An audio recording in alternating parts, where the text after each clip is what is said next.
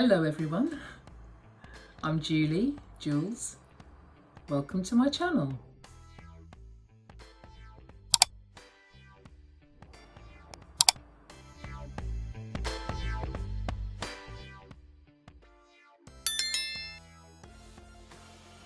I've been locked 12 months. Incredible, a whole year has gone by since I sat in a chair for hours and hours and had my hair locked. I haven't regretted it for a moment, but I must say there's been a lot of things that I've learnt along the way. So please join me and I will talk about ups and downs, things that have worked, things haven't worked.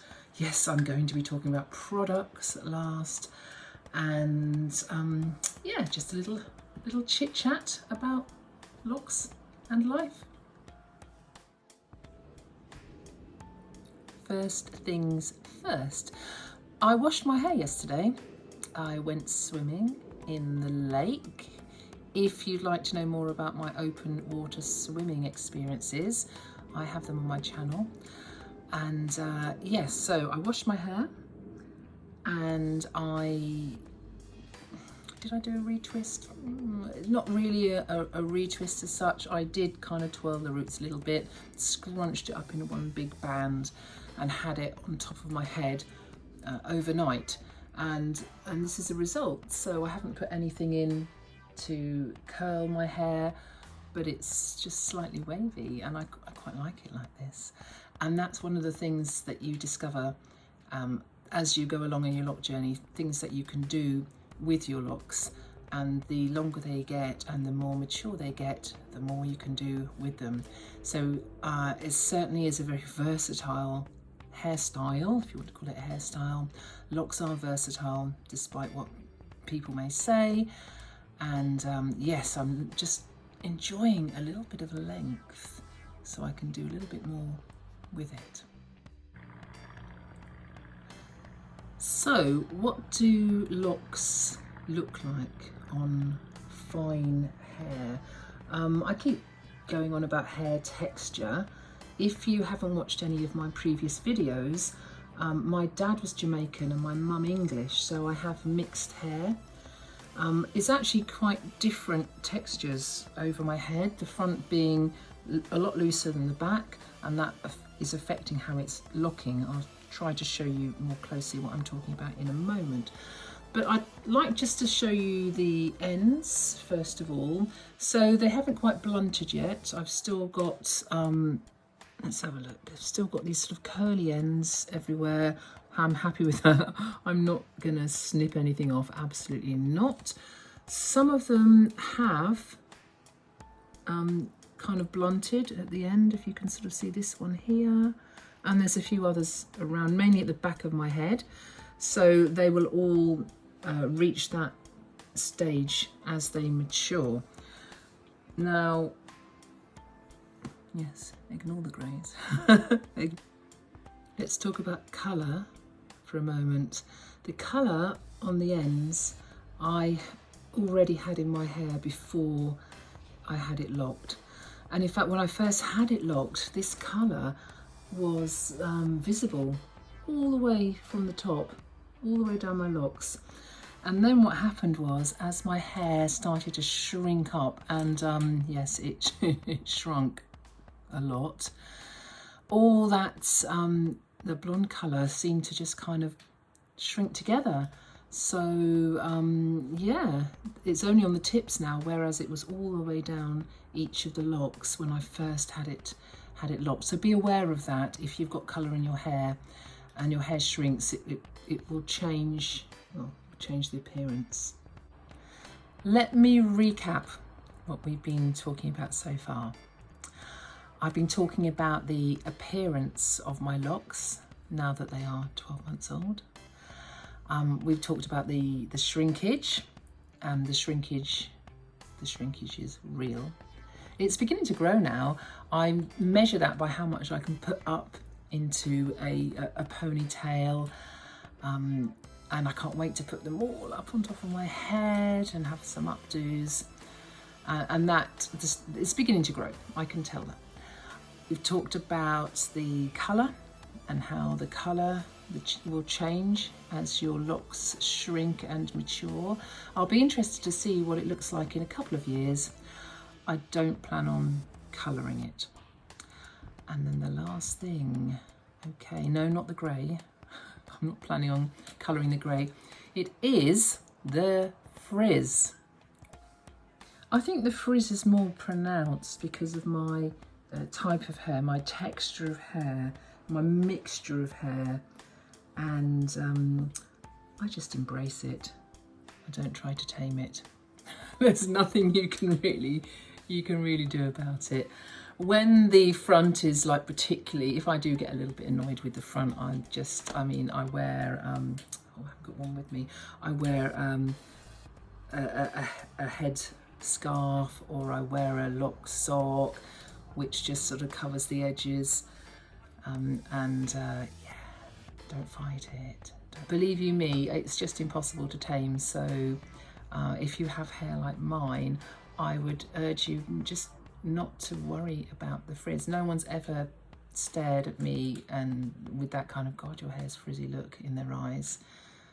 So embrace it. Loose hairs that are growing outside of the lock, yes, there are techniques to pull them back into the lock, but it's just general frizziness. Don't fight it. There it is. I often hear people talking about a favourite lock. Isn't it funny? But there's one at the back here which I particularly like because it just feels fat. Right from the root to the tip, it just feels lovely and fat. And that brings me to the point I made earlier about the different textures on different parts of your head. So the hair at the back of my head is must be slightly curlier, a bit tighter in curl, because as I'm feeling now, it's actually locked pretty much. I mean, there's only like a tiny little bit of space between the scalp and where it begins to lock. Whereas here at the front, and I noticed this last night after I washed it. Did I notice one? Which one did I notice? This is perhaps a good way to show all this portion here. It's not too much really, is it? All this portion here is just kind of straight, and that's the weight, but that's all the new growth that is not locked yet. This is my version of a retwist. I just grab the lock, twist it in a clockwise direction, and I try to do that the same direction all over my head and twirl it a little bit, and that is it. I do that with a few, grab them together, put them in a hair bungee, carry on, and that is it. Gosh, the sun's just come out. How beautiful. What I tend to do as well when I'm watching telly at night is I will just twiddle. I will twiddle with my hair, and I'm hoping that sort of encourages the locking process. It's not tight, and as soon as I release, it just kind of goes back. But it's just a little habit I do. I'm hoping it's not going to do any damage. Let me know if you think it will. But yeah, it doesn't get rid of the frizz, by the way. Let me tell you one more thing about the appearance. Lots of people talk about their locks being stiff, especially when their locks are quite young, and especially if they've had instant locks.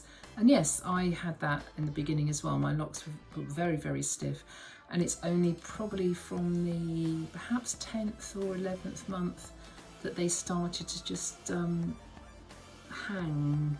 I don't know how to describe it. They became a lot more flexible. I don't think that's anything to do with any product I'm using. It is just how they mature. That's just part of the stages that they're going through. And yes, it's lovely, isn't it? When it's lovely, it's a lovely time. The last thing I want to mention about how my locks look is the thickness. if you're like me and you suffer from thick lock envy, then it's the same with the frizz. I would encourage you to embrace your locks. They're unique to you. People do start their locks again. I don't want to do that. I am happy actually with how many locks I have, and I am noticing that they are thickening up. I'll never have those big thick locks, but the locks I do have, I want them to be as thick and healthy as they possibly can be, and they definitely started to thicken up. I'm very, very happy with that.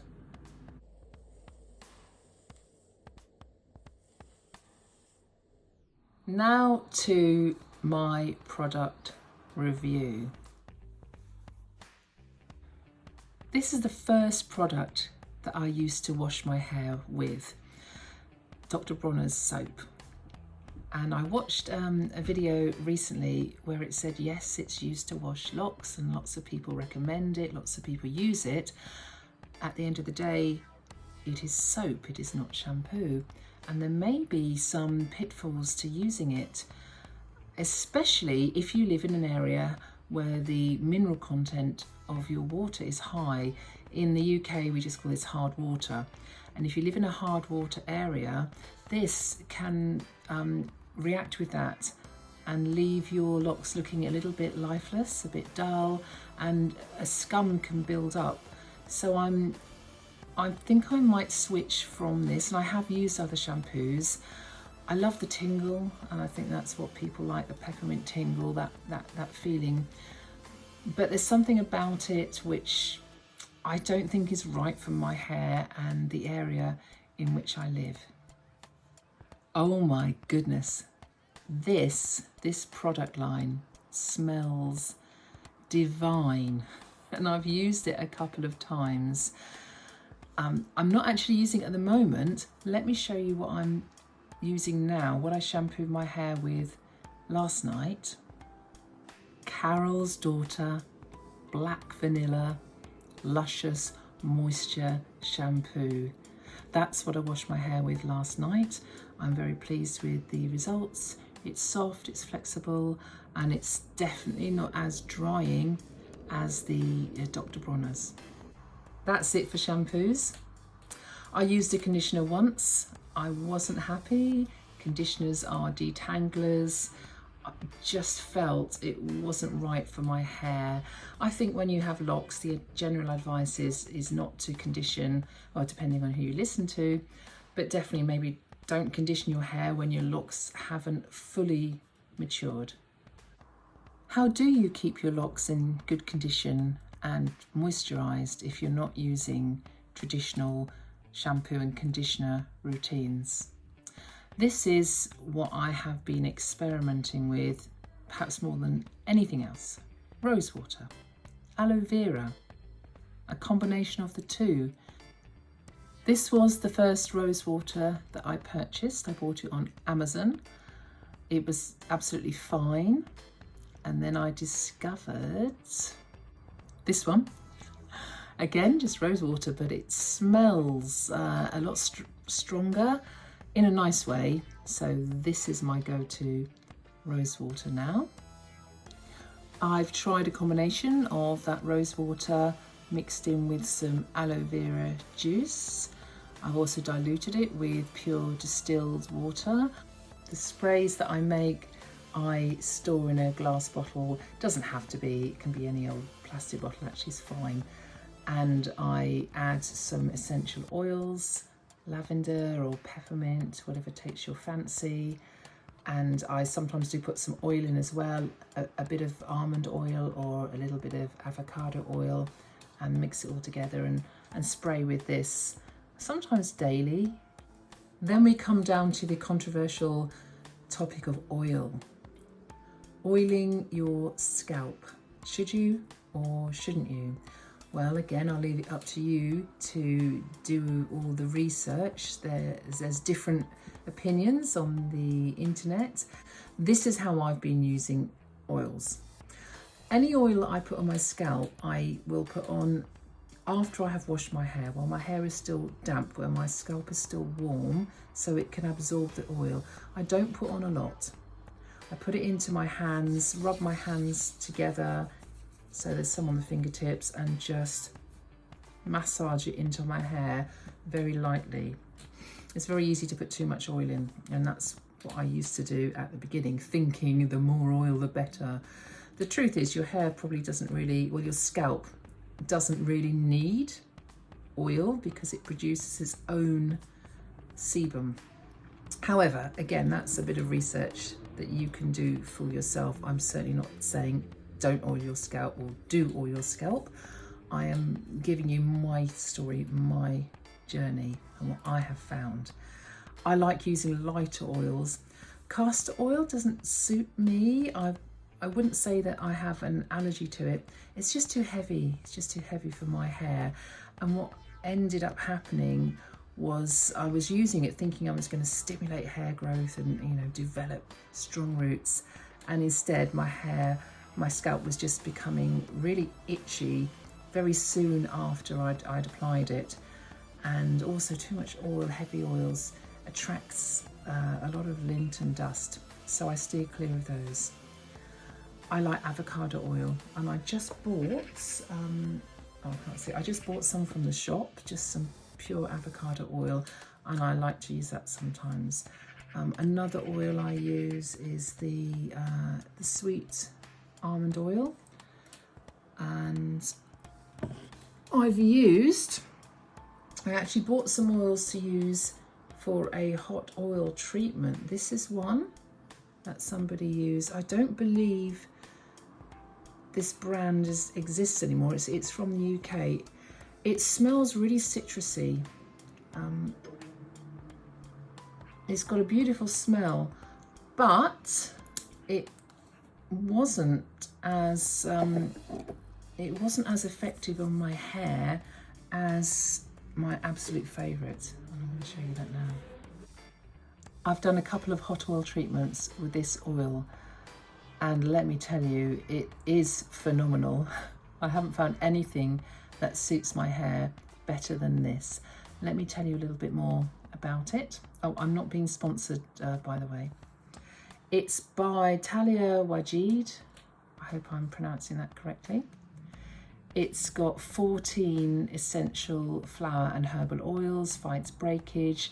It's an intense moisture treatment. It adds shine, it strengthens and conditions. And gosh, if I had a way of letting you smell it, oh, I would. It's just phenomenal. I hope I've covered about everything.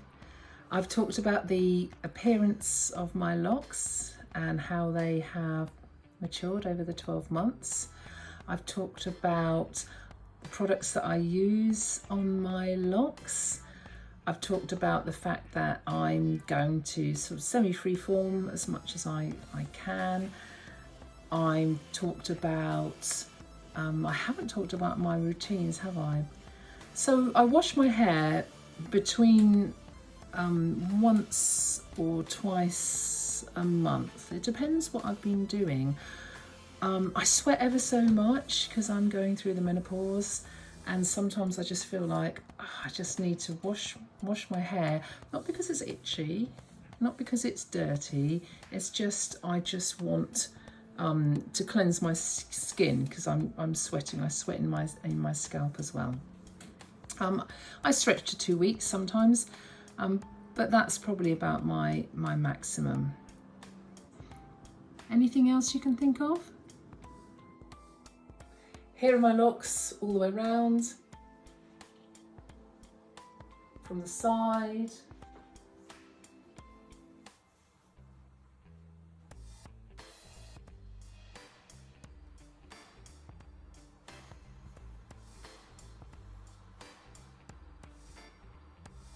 And the other side. This is my smallest, thinnest lock. I'm not sure what to say. Yeah, it's probably really my baby hairs at the back of my neck. And lots of bits keep coming loose here. And I keep tying them back into this same lock. So, well, we'll see what happens. When my hair gets a little bit longer, I'm going to enjoy having it on the side like this. I really like this look. This is how I like to style my hair most days. So I use one of these. I just get them from Amazon. They're very cheap. Pop them on. Tip your head up. Sometimes I gather the hair together and put a band round, but for this demonstration, I shall not use them. So let me just pull it back up like so, and then pull up the front. Okay, sometimes I wear it to the side slightly. Style your hair, have it hanging inside or outside as much as you prefer, and yeah, ready to go.